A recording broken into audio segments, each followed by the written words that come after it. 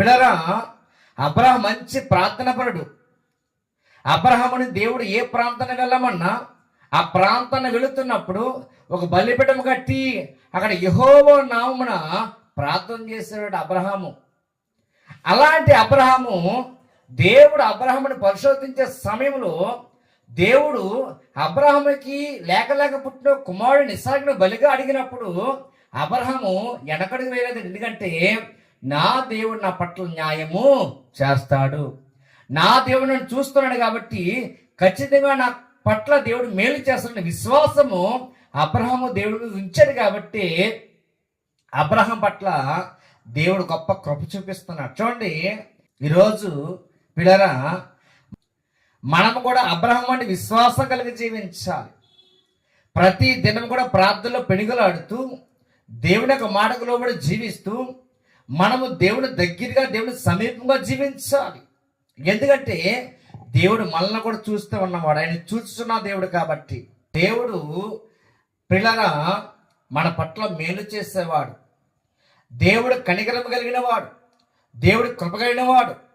అయితే మనం దేవుడి మీద విశ్వాసం ఉంచి దేవుడు అబ్రహాముని పిలుస్తూ ఉన్నాడు. అబ్రహమా అబ్రహమా అని పిలిచాడట. ఎప్పుడైతే దేవుడు అబ్రహాముని పిలిచాడో, చిత్తం ప్రభువా, ఏంటండి చిత్తం ప్రభువా.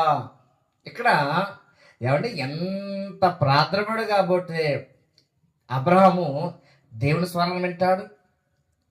అబ్రహాము మంచి ప్రార్థనపడు. ఎంత ప్రార్థనపడు అంటే చాలా ప్రార్థనపడు.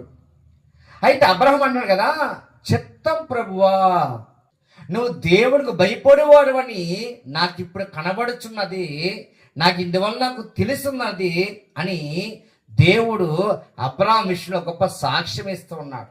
ఇష్టపడ్డాడు కాబట్టి అబ్రహాం ఎలాంటి వాడని పరిశోధన తెలుసుకోవడం వరకు తన కుమారుని ఇస్సాకును బలిగా అడిగినప్పుడు అబ్రహాము వెనకడుగు వేయలేదటండి. వెనకడికి వేయలే సుమి. చూడండి, బలిపీఠం పడగబెట్టాడు కొడుకును బంధించి, కత్తి తీసాడు పైకి. ఏ చేద్దాం కదా అనుకునే సమయంలో దేవుడు అబ్రహాంతో మాట్లాడడం ప్రారంభించాడు. నువ్వు దేవునికి భయపడేవాడు అంటున్నాడు. అబ్రహాము దేవునికి భయపడే వ్యక్తి.